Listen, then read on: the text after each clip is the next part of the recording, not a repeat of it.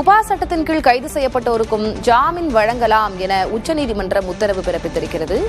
அனைத்து நீதிமன்றங்களும் இதனை கருத்தில் கொள்ள வேண்டும் என்றும் அறிவுறுத்தியிருக்கிறது உச்சநீதிமன்றம். உபா சட்டத்தின் கீழ் கைது செய்யப்பட்டோருக்கும் ஜாமீன் வழங்கலாம் என உச்சநீதிமன்றம் உத்தரவு பிறப்பித்திருக்கிறது. அனைத்து நீதிமன்றங்களும் இதனை கருத்தில் கொள்ள வேண்டும் என்றும் உச்சநீதிமன்றம் அறிவுறுத்தியுள்ளது. ஜம்மு காஷ்மீரில் 2020 போதைப் பொருள் தீவிரவாதத்தில் ஈடுபட்டதாக சையத் என்பவர் கைது செய்யப்பட்டிருந்தார்.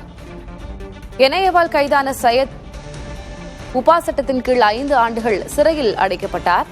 கீழமை நீதிமன்றங்களில் ஜாமீன் நிராகரிப்பை எதிர்த்து உச்சநீதிமன்றத்தில் சையத் மனு தாக்கல் செய்திருந்தார். இந்நிலையில் உபா சட்டத்தின் கீழ் கைது செய்யப்பட்டோருக்கும் ஜாமீன் வழங்கலாம் என்று உச்சநீதிமன்றம் உத்தரவு பிறப்பித்திருக்கிறது.